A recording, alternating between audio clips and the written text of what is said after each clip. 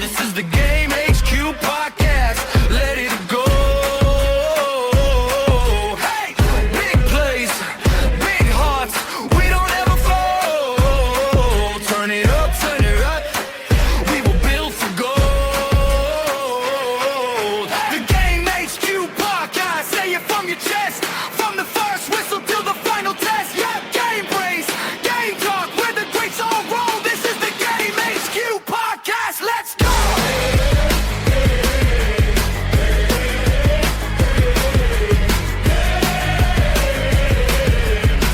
This is the Game HQ podcast. Let's go.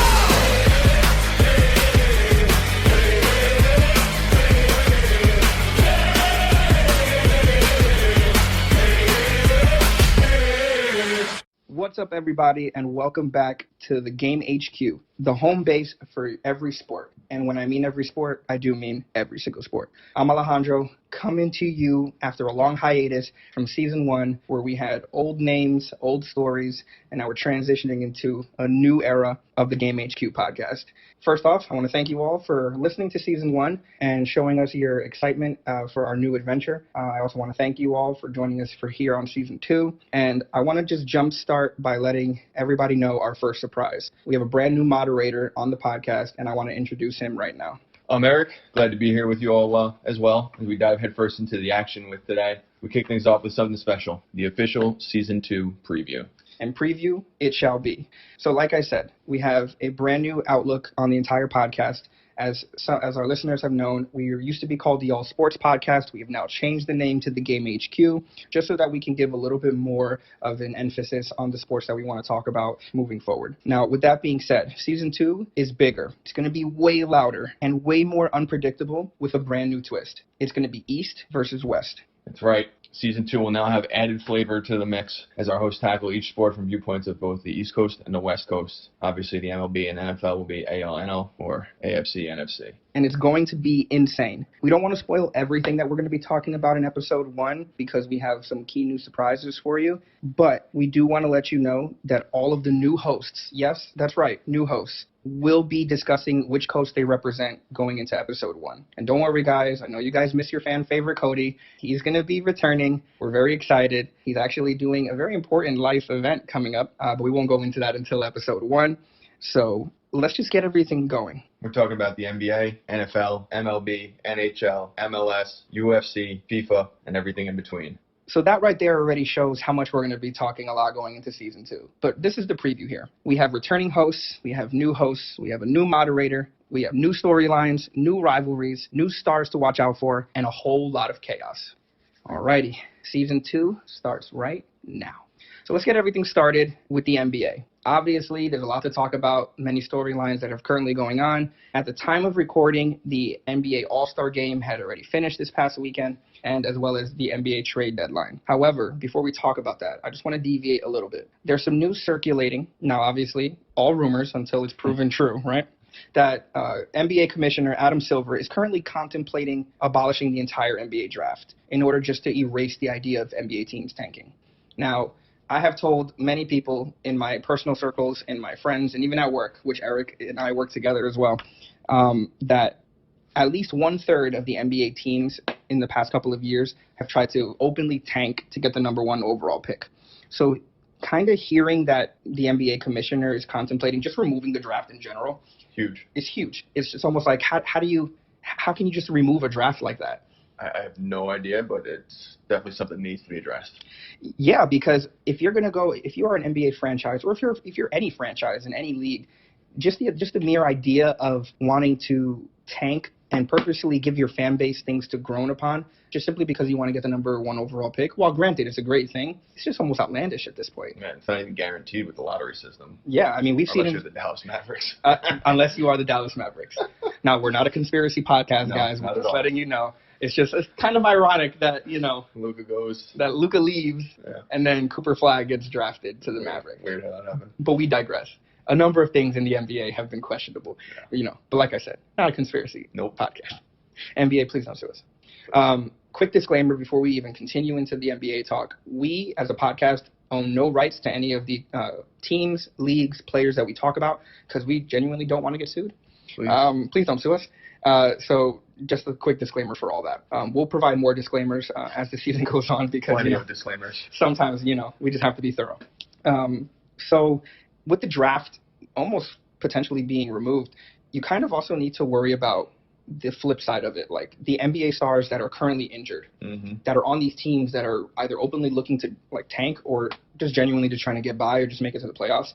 With players like Jason Tatum, who's still out, who has reportedly said he is okay and good to go, to Stephen Curry and Jimmy Butler on the Warriors, which have kind of like changed their dynamic since the trade deadline with adding Kristaps Porzingis, to Kyrie Irving, who was supposed to come back this year, but now, as the making of this episode, has already been shut down for the season. And then you have obviously Anthony Davis, who was a big part of that Mavericks-Lakers trade, now being traded to Washington along with Trae Young. And now he's even saying, it's already been reported that he's not going to be playing for the rest of the year. So it's like, what are these teams thinking about when these stars that are out?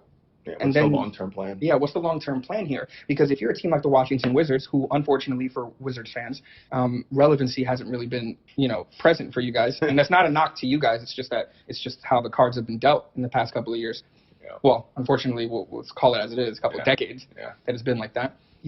What does that say to those owners and those executives and those coaches who are just here, what are they trying to do? Just twiddling their thumbs? Are they just really, don't get me wrong, I think the Wizards, you guys made out like bandits at the trade deadline because you guys got 2 perennial all-stars. Now, granted, we just hope that everybody's healthy. That's the most important thing, because if leagues don't have healthy superstars, then what are we really watching, right? Yeah, that's true. I definitely think they could be an interesting team if they get healthy. I also think, to your point, it's a lot about incompetence.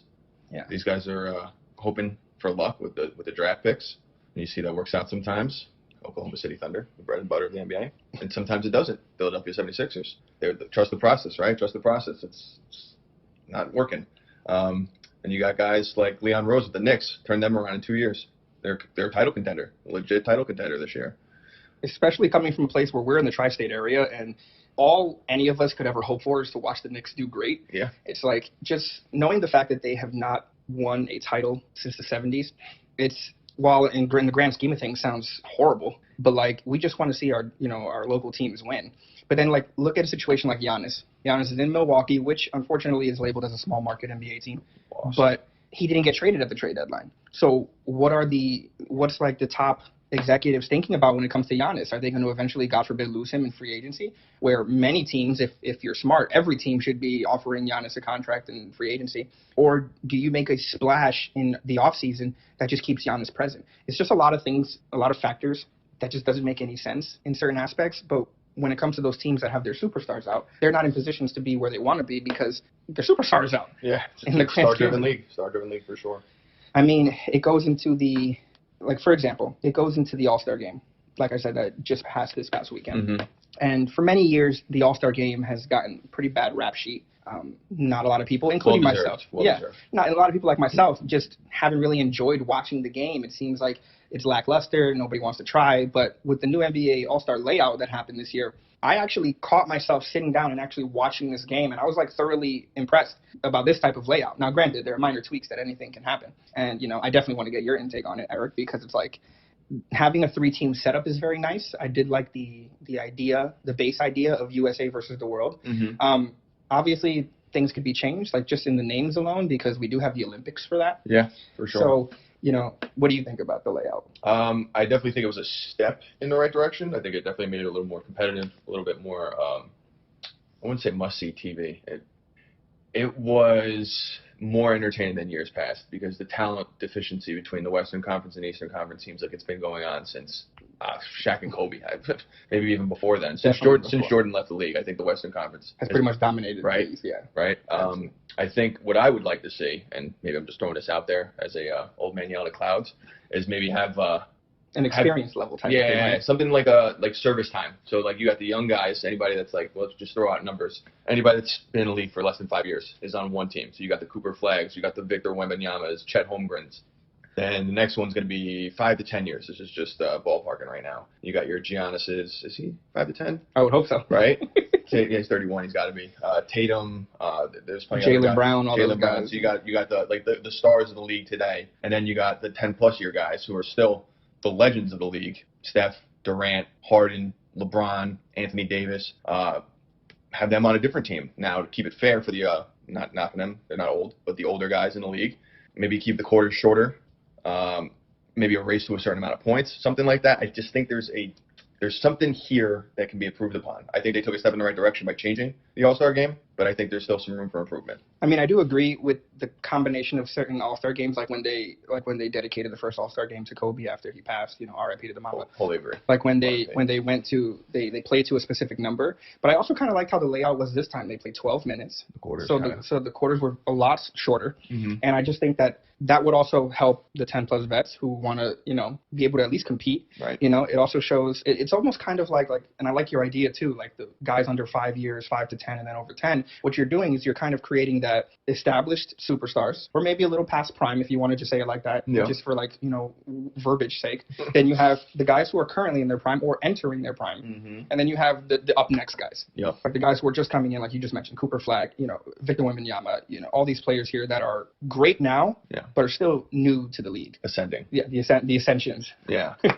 hopefully the future faces of the league. Yeah, future faces. Well, that's going to be another topic we got to talk about too, because we've got a couple of NBA stars, flexing their muscles, saying they're the NBA faces. But at the end of the day, we'll talk about it in a short little bit. But with talking about just mentioning the faces of the NBA, it kind of like segues into the next topic of like young cores, mm-hmm. because it's like, when you think young core, what's the first thing that you think about? Guys under the age of 29, 30 maybe? Yeah. Get a little bit of maybe that. a little younger, but yeah. Get a little bit of that, experience in there mixed with the younger guys. And obviously there's no better example than the Oklahoma City Thunder, reigning champions. Yeah. Defending champs coming in, led by Shai Gilgeous-Alexander, mm-hmm. who, in my opinion, is the best player in the league. Now, I'm probably being outlandish here because a lot of people will say otherwise, including you. Very hyperbolic, but sure. You're entitled to your opinion. Hey, listen, I just think that someone who was overlooked by an organization, and I'm not going to bash the fan bases that you guys know who you are, okay?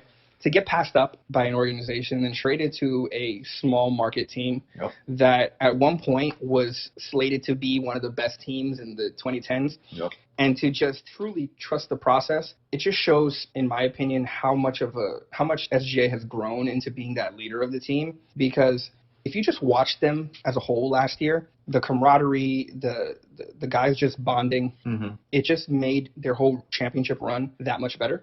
But, I mean, again, I'm just talking about the Oklahoma City Thunder. Like, is there another young core that you think? No, I mean, they're the top dogs. I think SGA is the pulse of that team. While the Nuggets still have Jokic, the best player in the league, the actual best player in the league. I wouldn't count them out. The Spurs are definitely ascending with Wembanyama. He's an absolute alien. Never seen anything like that. I mean, he's 7'5" now. That's crazy. That make sense. It's 7'5" with a 3-point shot and handle. It doesn't make sense. It doesn't make. We thought LeBron growing up was an alien, and he's 6'8", like almost a foot shorter. It's wild. The Eastern Conference is young and exciting. The Celtics, if they're healthy, they're very good. Can beat almost anybody. Pistons got the best record in the East. I mean, Cade Cunningham. It's just hearing that is almost like again, no disrespect to any Pistons fans. It's just that you have to admit that since 2004, since you guys won the championship, by the way, beating the best team in that time period, in my opinion. No, they're a dynasty for sure. They beat the Lakers. Literally going through that decade and a half of just I wouldn't say mediocrity either, because you guys did have some solid teams, okay teams. It's just that luck of the draw just didn't work out. But Cade Cunningham, in my opinion, is a stud. Bonafide superstar. He's just absolutely incredible to just watch how he just watches the game. As terrible as it sounds, because everybody likes to do the comparisons, and sometimes they say comparisons are wrong. But how Cade Cunningham's court vision to me is that of almost LeBron James-esque, where he just navigates the floor at such a high level. Okay. And you can just see it from last year into this year, how exponentially he has just grown as just a playmaker. Forget the scoring, just as a playmaker. It's great facilitator. Absolutely insane. But hey, what can we do? Mm-hmm. There's a lot of good things to watch about the NBA, and I'm just excited for the second half of the season. I wholly agree. It's going to be must-watch TV. Can't wait to see what happens. On to the NFL. We just witnessed a slobber knocker. Right? No, you're right. The Seattle Seahawks took belt to ass. It was belt to ass. I mean, Definitely Patriots did not seem like they were in the game. They didn't seem like they were interested in being in that game. Drake May was running for his life, which is crazy to see. I mean, okay, now granted, we have to acknowledge the allegations that they've had a very light schedule, and they did. They did in some aspects. They did, but you know what? They ended up in the Super Bowl. They beat playoff teams to get to the Super Bowl, so they got there. They earned that right. They earned the right to play for a championship, and they just weren't at the same level as the 2025 Seattle Seahawks. I mean, the number one best defense in the league by far. But I mean, Drake May couldn't breathe. Yeah, it was almost like I couldn't understand how. And we're talking about a Seattle Seahawks team that beat the number one offense in the Rams, because it's like Matthew Stafford, a highly decorated NFL quarterback, former Super Bowl champion, like top 10 all time in my opinion. Listen, I'll agree with you. Yeah, I agree. In my opinion, the number one most underrated quarterback for of all sure. time. Best way to put it. And watching him struggle. Now, don't get me wrong. That game against Seattle was very high in nature, but it's like because you got the number one offense going against the number one defense. Yep. But just the sheer fact that Matthew Stafford himself had his own issues with that defense just shows you how insane that D-line was. Every play was a battle. Every challenge was a battle. They brought every. I mean, different blitz packages, zone coverage to man coverage. They kept Stafford guessing, and when you keep a veteran quarterback like that on his toes, having to work through his progressions, and with that pass rush, it's a recipe for defensive success, and you can see how they got there. And that's why they're the Super Bowl champions now. That is exactly why they're the Super Bowl champions. Now they just got their second Super Bowl championship in their franchise history. Although they only started in 1976, they joined the ranks of some other teams that have two. So they're now part of the haves, not the have-nots, I would say. Exactly. I mean, with 17 teams in the NFL never winning a Super Bowl, that just says a lot. You're already in that upper echelons. Right. No, for sure. I mean, the Jets have a Super Bowl. So are we comparing them to any team that doesn't have a Super Bowl? I don't think so. No. I mean, outside of that, you'd have New Orleans, who, in my opinion, should have won more with Drew Brees at the helm. Yep. Because, ironically enough, we were talking about this earlier, that Drew Brees is, he's my favorite of all time. Yeah. Not the best of all time. He's my favorite of all time. Just as a leader and everything like that, it just makes sense. And then obviously you have the Bears with one, but that's with the Ron Rivera era.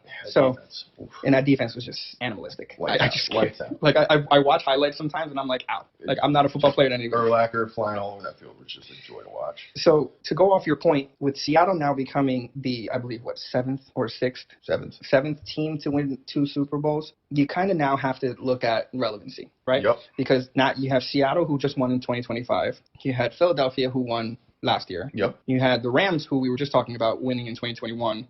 Tom Brady the Tampa Bay Buccaneers winning in 2020. Names because he carried that franchise. He did. He just decided to show up and say, "Hey, let's win a Super Bowl," and that's exactly what they did. Let's go win. And then obviously in that echelons of also, the Baltimore Ravens, who won in 2012, and then you had the Colts with Peyton Manning in 2006, and then strangely enough, throwback, the Miami Dolphins, who won in 1973, just 3 years before the Seattle Seahawks even came into the league. So now, granted, you hear some of these teams and you're like, okay, that team is okay, that team is good. And then you see like, wow, that's a fall-off team. Like, what happened there? It's like, now amongst those 7 teams, where do they rank, right? Because you can only talking legacy-wise? Yeah, because you're only talking about the team itself, right? So in that list, is the Seattle Seahawks the best team in terms of relevancy of only to the teams that have won 2 Super Bowls? Because we obviously can't talk about the Broncos, we can't talk about the Commanders, can't talk about the Raiders, and obviously KC, Green Bay, Giants, San Fran, my Dallas Cowboys. And then obviously the 2 greatest teams in Super Bowls. We're talking about overall franchise, their place in the pecking order of the annals of NFL history? Yes. Okay. Where do they rank? It's almost insane.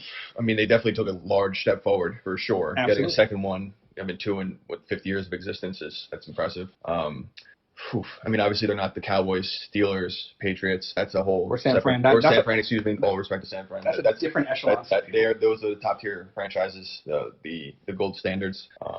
If we're talking about that next level, I think the Giants are up there. Yeah. Giants always find a way to be relevant despite the last 5 years. I think they're on the right track. They got the right guy, a coach. Looks like they got the good young quarterback. I mean, hey, Ole Miss has never done. Ironically enough, didn't Ole Miss produce another great Giants quarterback? Can we just talk about that? I never thought about that. That's a very fair point. That's a very fair point. Like a nice lineage of family of football players. Right. It seems like they're onto something there. Listen, Jackson Dart is going to be fine with Harbaugh. I think any young quarterback with talent is going to be fine under Harbaugh, and it showed. Flacco, Lamar. I think he knows what he's doing. Who's got 4? Who else has 4? I mean, listen. Oh, you said Green Bay, Kansas City. Yeah, I don't think they're there. Kansas City, unfortunately, has got hit with the the what's it called? The fatigue bug. It's like it's like with Jordan in the 90s. Yeah, kinda. I see that. You know, because he ended up leaving for a year and a half, came back, and then proceeded to win another three-peat. But I'm talking about in the sense of like fatigue, going that long into the playoffs just to come back. It gets tired. I get it, but they kind of, if you look at it though, they kind of bookend NFL history from the start of the Super Bowl era. I'm not talking the 1940s and 50s. If you start the Super Bowl era in the 60s, when it started, they won two, maybe, I think, in the late 60s. I believe so. How many does Patrick Mahomes have? Early 70s. Mahomes has three. Mahomes has three. So that means they only have one. So they only got one. Maybe you're right. Because three of them are in the Patrick Mahomes era. Back to the point, though, I'm not ready to put the Seahawks ahead of the Chiefs, especially moving forward. Patrick Mahomes manning that team. I'll take any team, regardless of the other 10 guys around him on offense, 11 guys on defense, over all due respect to Sam Darnold and the Seattle Seahawks. I'll take Patrick Mahomes and any other 21 players. I'm sorry. In my opinion, Patrick Mahomes is this generation's Tom Brady. Yeah, hot take. That, Boom. We were not playing when we said season 2 had hot takes. That is all right? Hot take, my friend. Yes. He's not even halfway there in championships. All right, so wait. Hold on, wait. Tom has 7. Tom has 7. He has 3. 3 is not halfway to 7. Okay, so when he wins, semantics, that's basic math. When he wins his 4th. When? Okay. Because it has to happen. Okay, sure. I'm not saying the NFL's rigged either. Yeah. We're not a conspiracy. We're not a conspiracy podcast. Let us reiterate that. The Jets have to not win more than 4 games. Trust me. Let's. Sorry, I'm a Jets fan. I'm just a miserable Jets.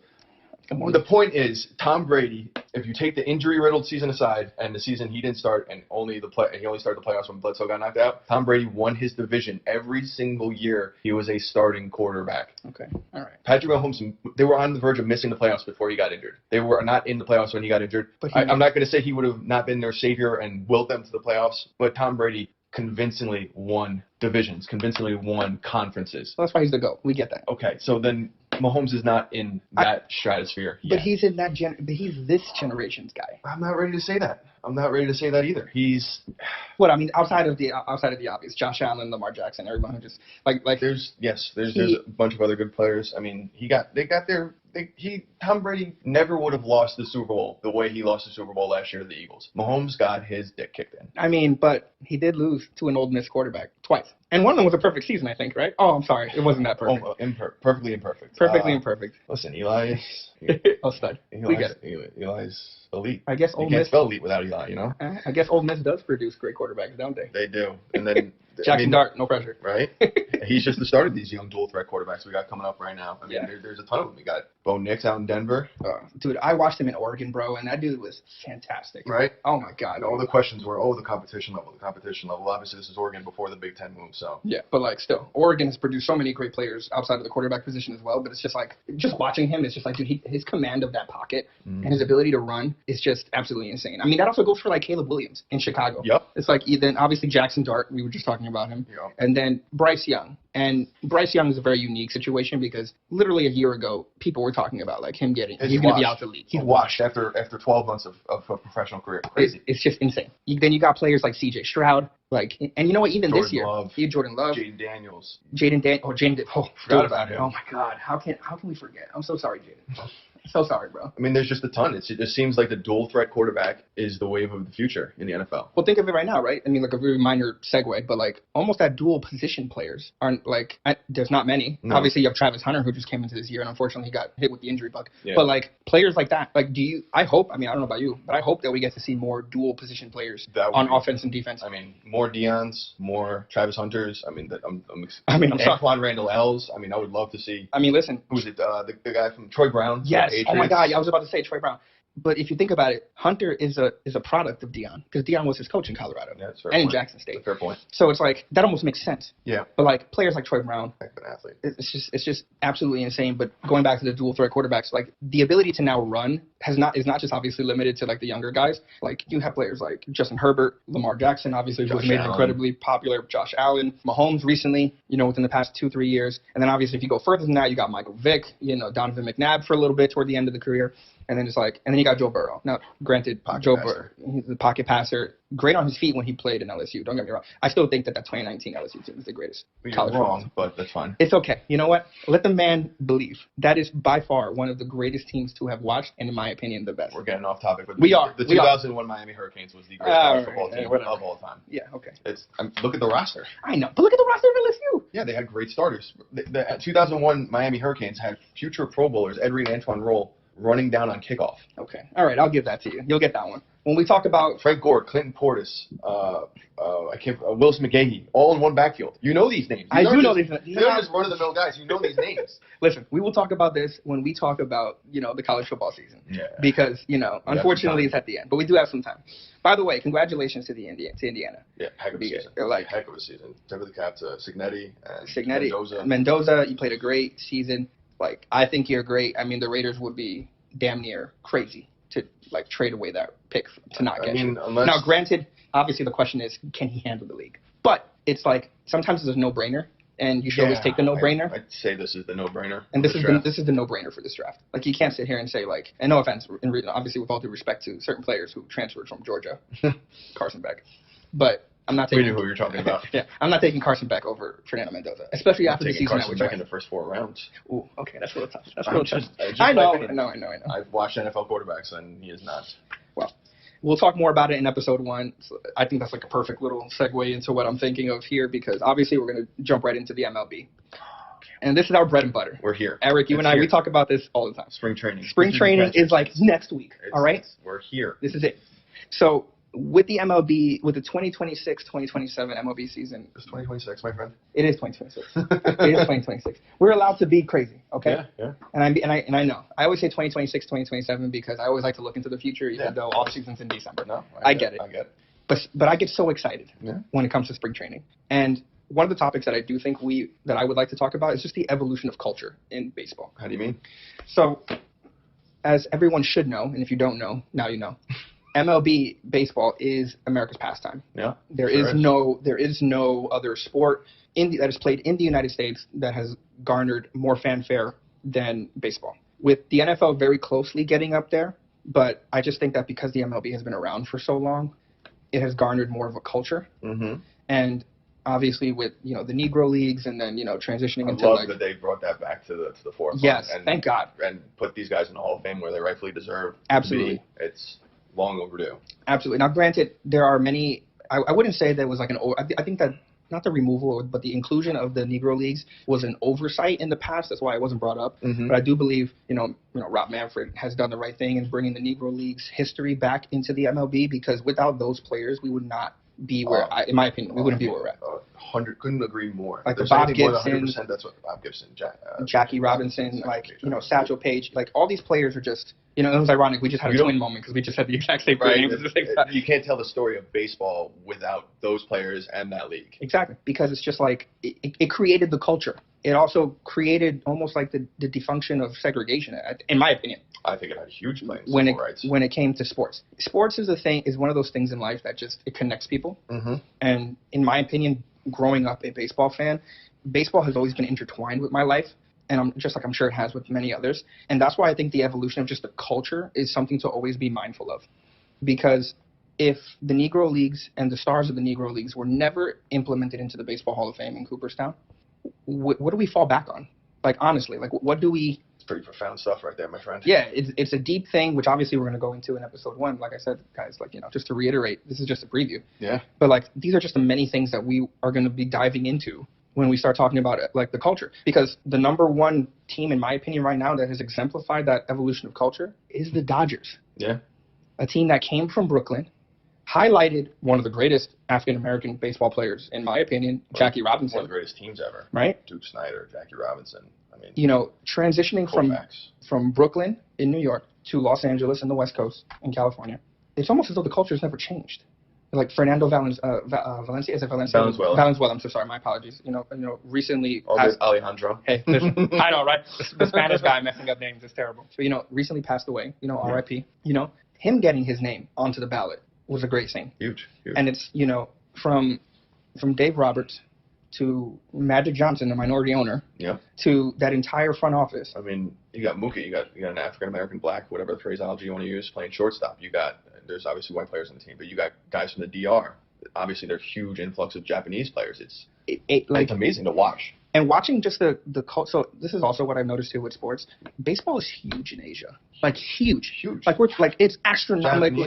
Japanese league, the Chinese league, the KBL, like the Vietnamese league.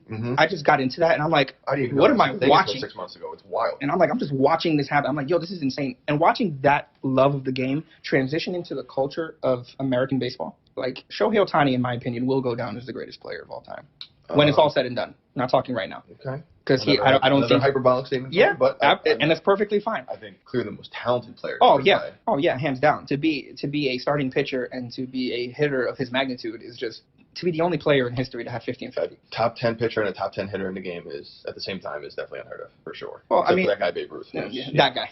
You know, a Yankee. I don't know if you heard about him. I'm sorry, he's a Boston Red Sox. Oh, I shouldn't say that out loud. I'm sorry, Yankees fan. Sorry, Yankees fan. That's coming from a disgruntled little brother team. But we'll talk about that later. Yeah. But, you know, the Dodgers, the defending champions, the defending two-time champions. Yep. Because they did 3 out of 5. 3 out of 5 in the past 5 years. They won 3. And the fact that, you know, they've beaten the Blue Jays, who had an amazing run, in my opinion, last year, to beating the Yankees, who I at one point I was like, I can't believe I'm rooting for the Yankees. Right. And it's like, but then watching the Dodgers like completely turn that whole situation around. The Dodgers are the new evil empire. Yeah, apparently, right? They're the new Death Star. They are. I mean, they spend the most money. They win. They're the late 90s Yankees, almost. They have a chance for it. Get a three-peat this year. That puts them in. I mean, to defer $1 billion on 2 players, let's be real. They're playing within the rules of the game. There you go. And that was available to everybody. Anybody could offer that. The Yankees could offer that to Ohtani. I mean, listen, the Giants could have offered it to Ohtani. The Mets could have offered it to Ohtani.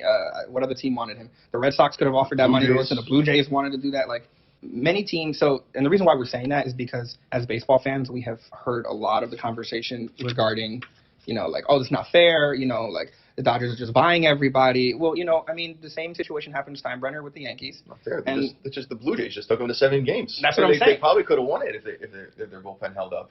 But, you know, it just shows how, specifically in this situation, that the Dodgers are, like what you said, not playing the system, but they're playing within the rules of the system. Yeah. And are able to do that. Now, until Rob Manfred says, hey, listen, you know, guys, can't be doing that.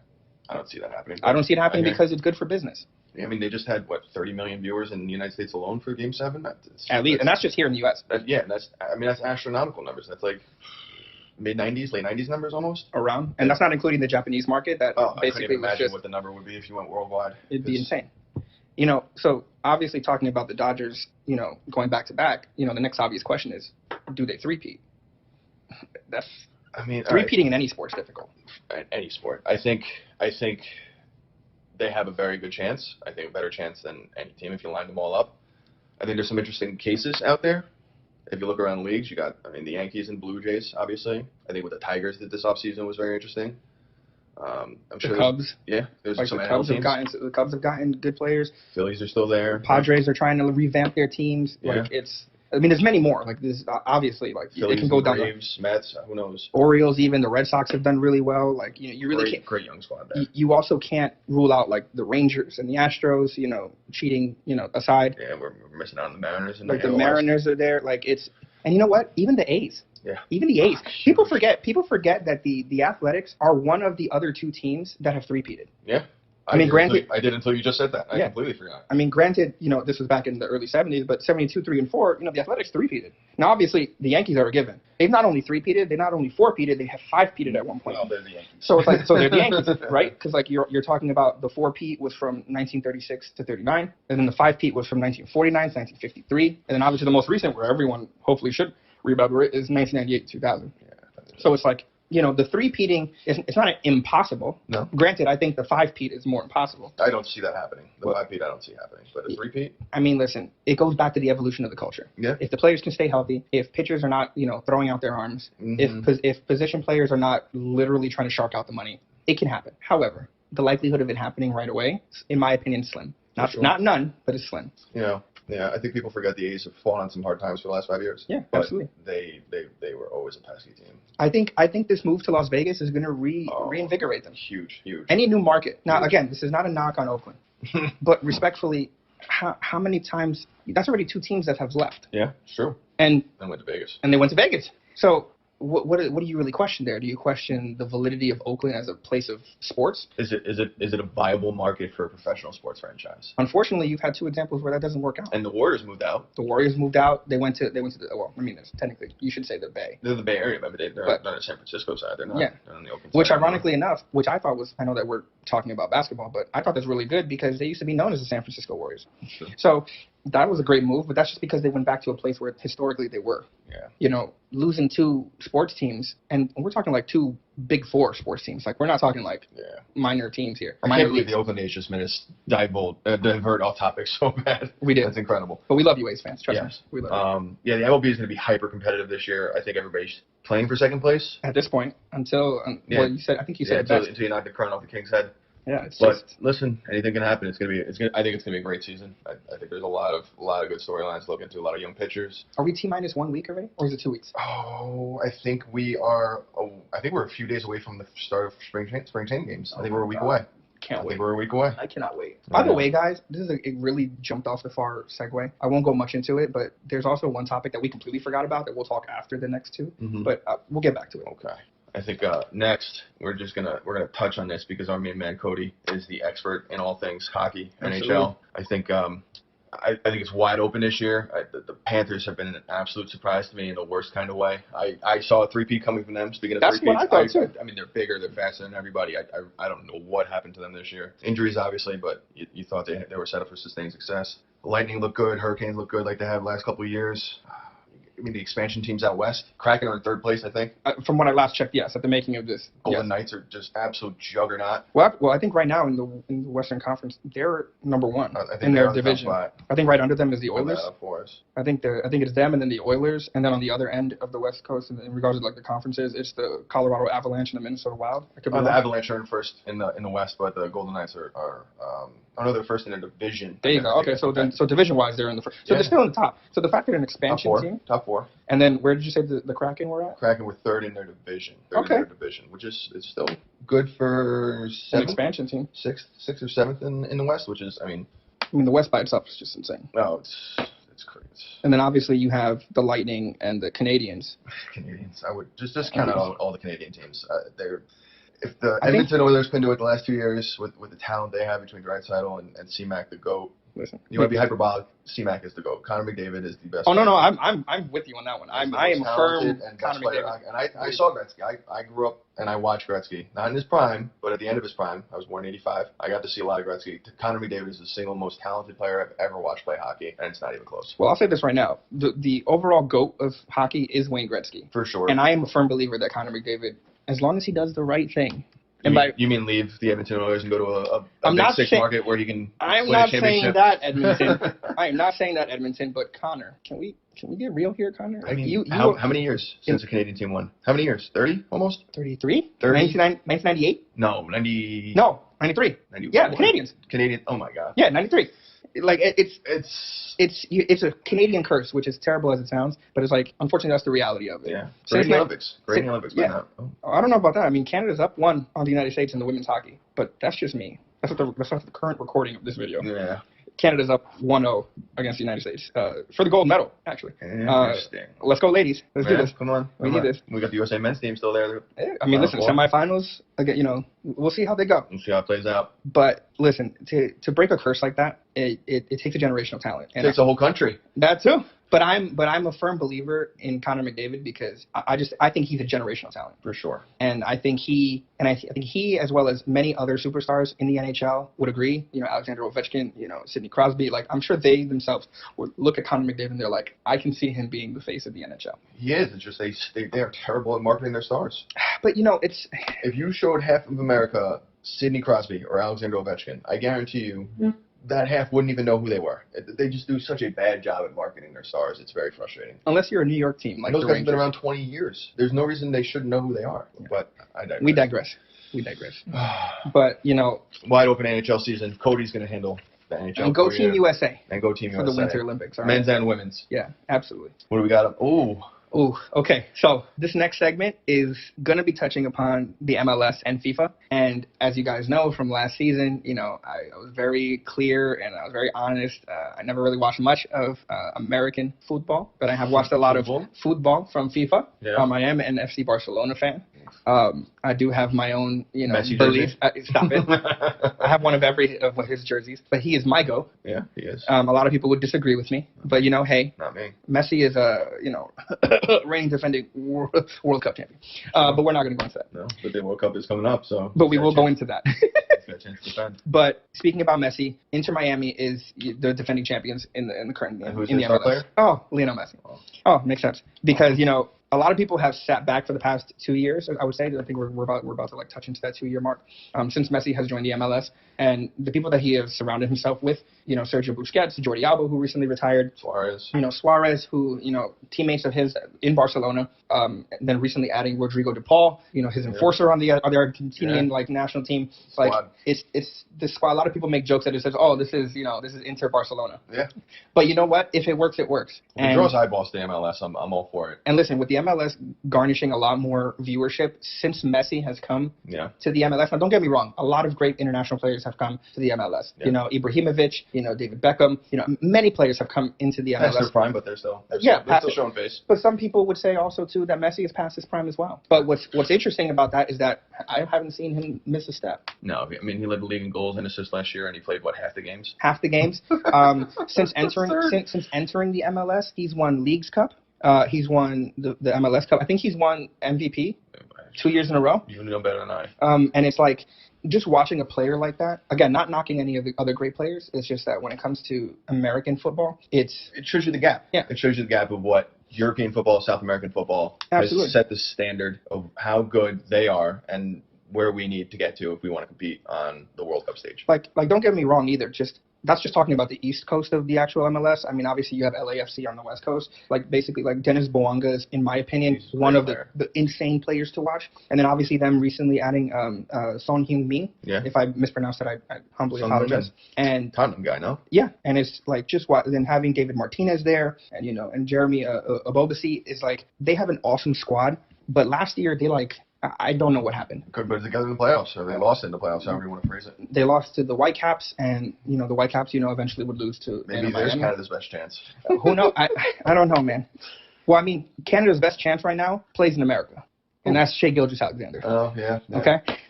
But hey, no, you're right. You're right. We'll see how that goes. I think that might be a foregone conclusion, but we'll see how the NBA season plays out. Now, we did touch upon expansion teams when we were talking about the NHL, and obviously that's going to segue into this team because San Diego FC, who just recently came into the league, I would say roughly in the past year. I mean, they were approved 2 years ago, and then the team actually came into effect. Yeah. The fact that they led the Western Conference in MLS. Yeah. They're the first expansion team since 1998 to do it. There's only one other team that has done that as an expansion team, and that was the Chicago Fire, who was introduced to the MLS in '98.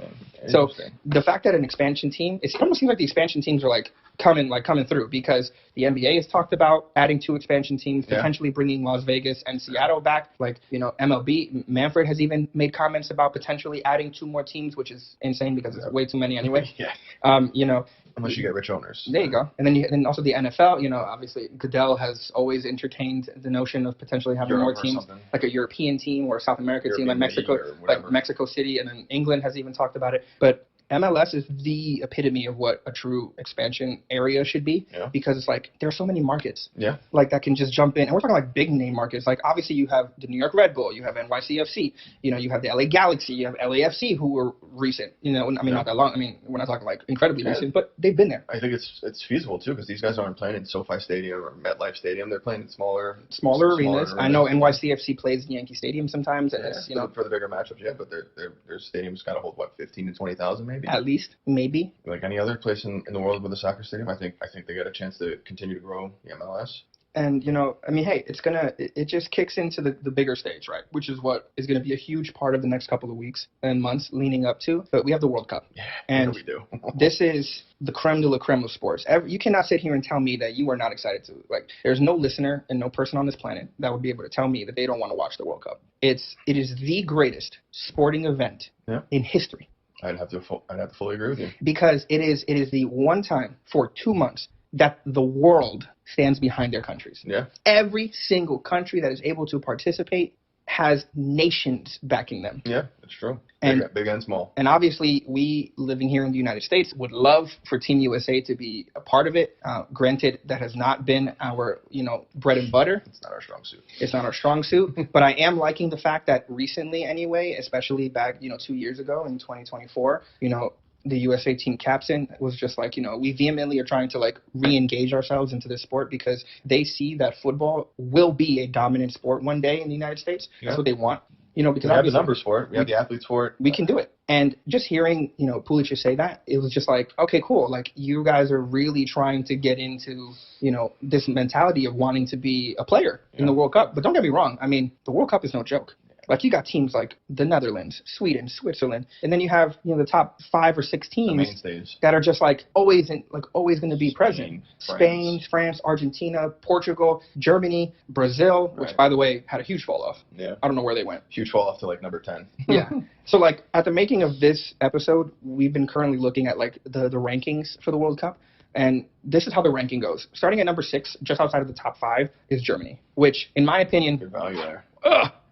Germany needs to be in the top 5, but that's just my own opinion. They have been amazing in the past 2 World Cups. Last time they were ranked this low, they won it. They won it. Yeah. They won it when they were ranked at number 6. They don't like being slighted. Absolutely not. And then, starting off the top 5, at number 5 is France, which is, in my opinion, since they were literally in the World Cup final, the last World Cup, is a little low. I'd say so. I think maybe top 3, like maybe number 3. But again, that's just my own opinion, depending on how you guys think this list is. On that squad. Like, Kylian Mbappe is just an absolute animal. Yeah. And, his jump from PSG to Real Madrid, granted, has had a little hiccups here and there, but that happens to any young player. But France, in my opinion, is top 3, maybe number 3 for me. But number 4 is, in my opinion, was the shocker. They have Portugal at number 4. Portugal at 4. Because we were looking at these rosters, prepping for this preview, and we had a lot of questions. Where does the scoring come from in Portugal? I mean, Ronaldo's 40, coming off the bench. 41. He's 41. Older than me, so he's 41. He's coming off the bench for this team. Unless for some reason they have him starting. I don't know, because they did put him on the bench last time. I can't see him putting in a whole 90. I'd rather bring him off the bench for the last 30. I mean, yeah. 20, whatever. Let him just run out there with his hair on fire and give all he's got for 20 minutes at his age. But I don't know. But he's doing really well in the Saudi Arabian League. Yeah, so could I. It's the Saudi Arabian League. The talent disparity. I mean, the Saudi Arabian League should be right up there considered with the MLS. It's a nice league. It's ascending for sure because of the money they put into it. It's the not billions of dollars they put. Yes, but it's not the Premier League. It's not. It's not the Serie A. Bundesliga. Yeah, it's not Bundesliga for sure. No, I don't know where Portugal's going to get their goals from. I think 4 is a little high for me, so I agree with you there. So number 3 is England. Who historically in the past 4 World Cups have done fairly well, maybe not winning it all, but like they slightly underachieved for sure for the talent that they put on the pitch. But Jude Bellingham is their rising star there. They're teammate of tons of talent. Like teammate of Kylian Mbappe. I mean, we've got Pickford in goal. I mean, Reece James. It's just from top to bottom, it's star-studded. I'm sorry, I just pulled up the roster right now. I mean, Harry Kane still can play. Beautiful. I mean, listen, I'm a huge Harry Kane fan. How do I forget about Saka? Foden. There's talent all over this roster. So 3, I think they're rightly placed at 3. Well, I mean, outside of the World Cup finalist contenders. True. And I mean, granted, like I said, I'm of the firm belief that France should be number 3, with England being number 4, just because of relevancy. I would co-sign that with you. But again, that's just my opinion. Obviously, guys, France wins it. England doesn't. I mean, listen. I'll say this now. And we'll say this as the episodes go on. Any opinions, any comments, hit us up on the socials. We're on X at the Game HQ Podcast. Again, that's the Game HQ Pod. Sorry, not podcast. Pod. And just hit us up. Tell us what you think. We're on Insta? Almost. We're gonna get us there. Oh. I'm trying to get us verified on the Insta. Oh, that would be huge. That'd be awesome. Huge. We got to get on the Insta. That's what all the kids are using. Yeah, that's true. I mean, we are on TikTok as well. We will be going live during the World Cup, so we'll definitely be like talking to the people. That's gonna be huge. It's gonna be crazy. Great weather here. Final is gonna be 10 miles away, not even 5 miles away. Right down the road. Yeah. But that's just if you guys want to hit us up on the socials, tell us what you think, any comments and everything like that. So now we're gonna talk about number 2. Mm-hmm. Now, in my opinion, I think these 2 are properly placed. Mm-hmm. Just because of AKA relevancy, and then also just like the talent. Argentina is number 2. I see. So the defending champions are number 2.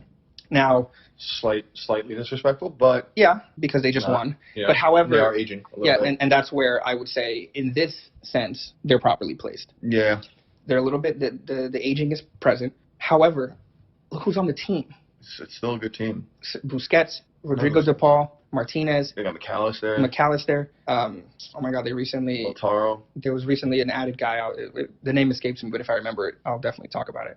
And then it's captained by, again, my opinion, the greatest player of all time, Lionel Messi. Okay.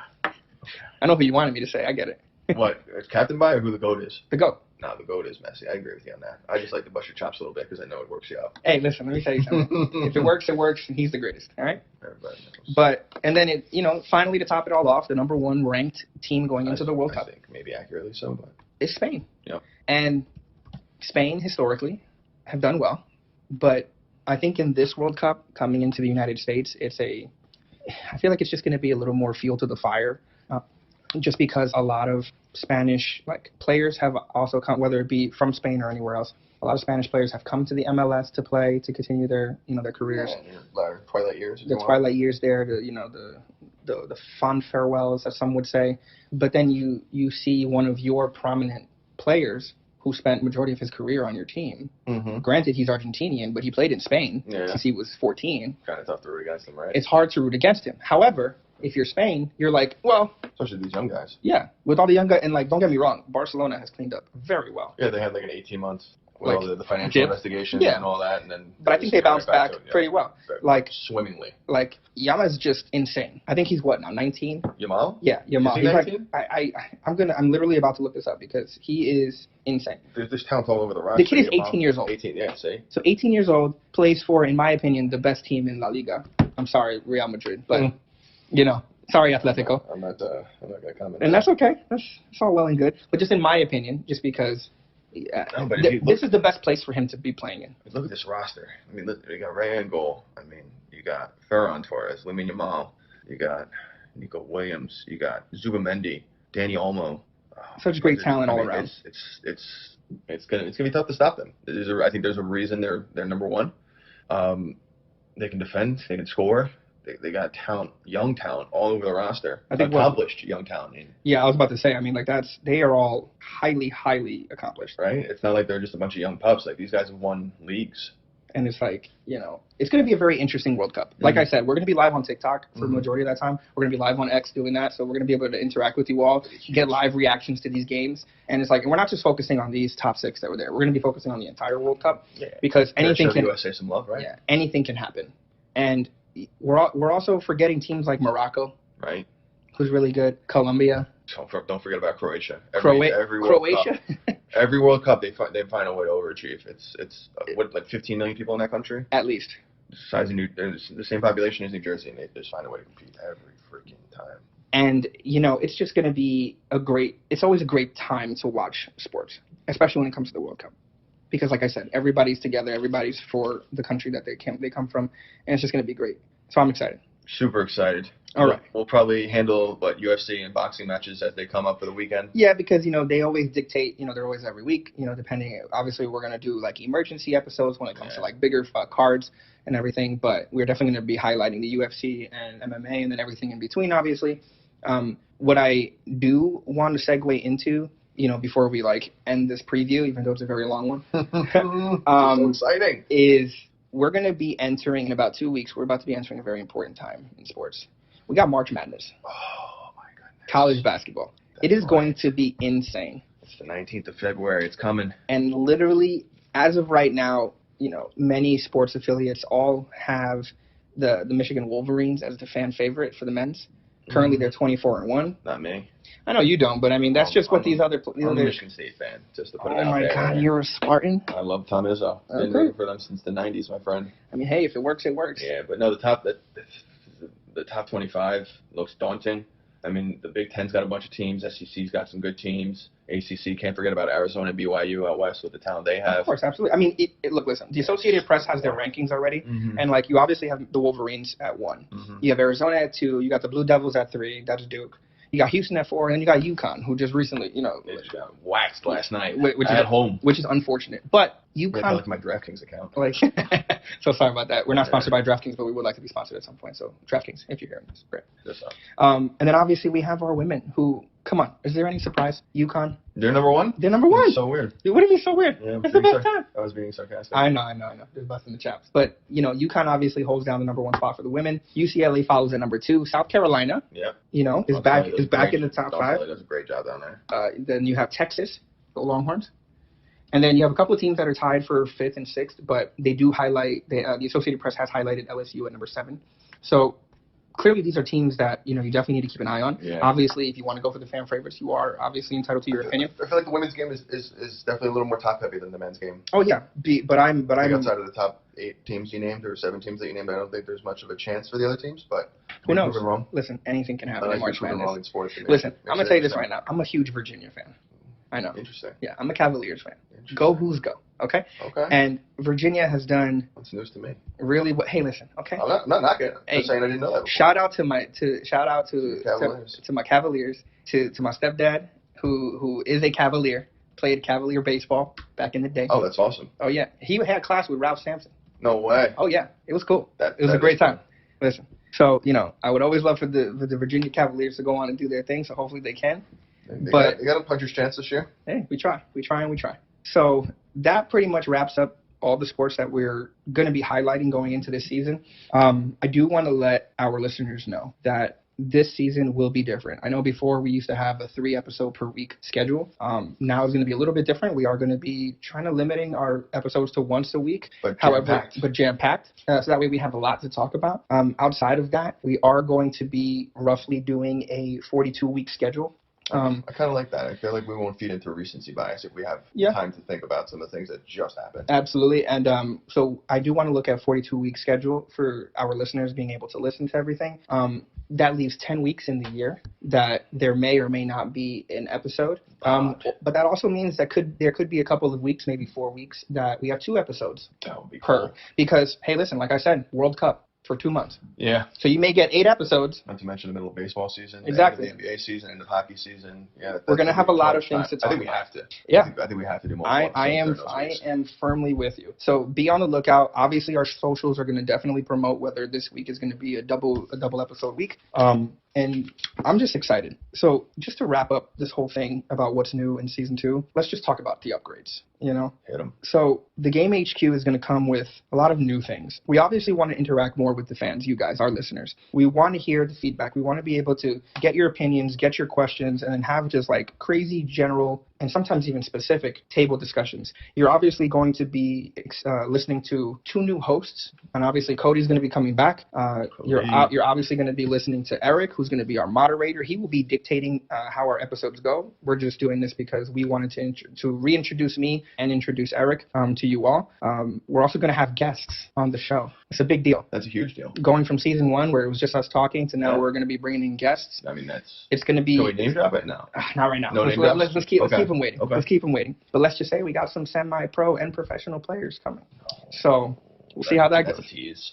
That's how we got to do it. All right. We also going to have a lot more deep dives. The deep dives are going to be more of like when questions come in from you guys and, we really just want to tackle a specific topic. Now, granted, Like a mailbag section. Probably. That's what I like kind of it. want to keep it at, I like because what it does is that it creates that sense of you, the listeners, hearing where we come from when it comes to those certain topics. And it shows us what type of questions you guys really want to ask and what you want answered. And we're doing this for you. And So absolutely, listen, for as much as we love to talk shop, all day. we're doing this for you guys, the listeners and the fans. Yeah, let us know what you think. We're going to have new weekly segments. We have a couple of them, coming up. We'll go into more detail about that when episode 1 drops. And we just have a lot of cool things, coming your way. Giveaways? We doing giveaways? I don't know, man. We can't. Why you sharing it with the people? We can't be doing all the good stuff here in the preview. Oh my God. Well, I guess now you're going. All right, cat's out of the bag. We're definitely doing giveaways. We're doing giveaways.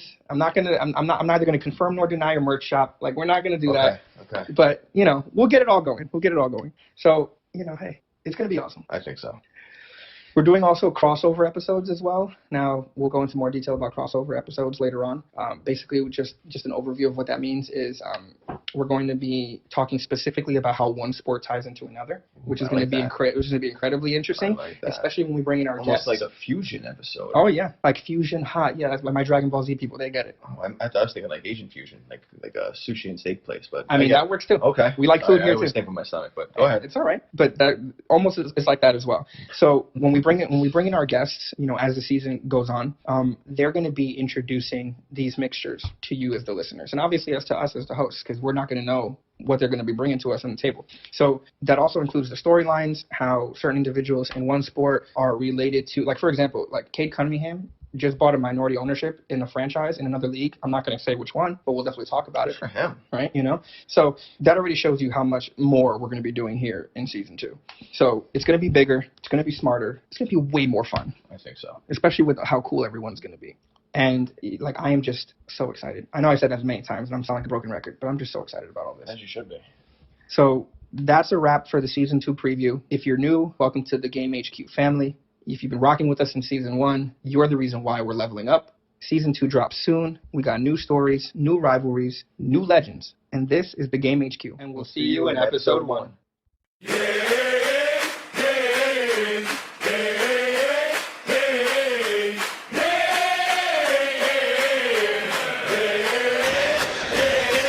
Game time, lock in. Welcome to the show. This is the Game HQ podcast. Let it go.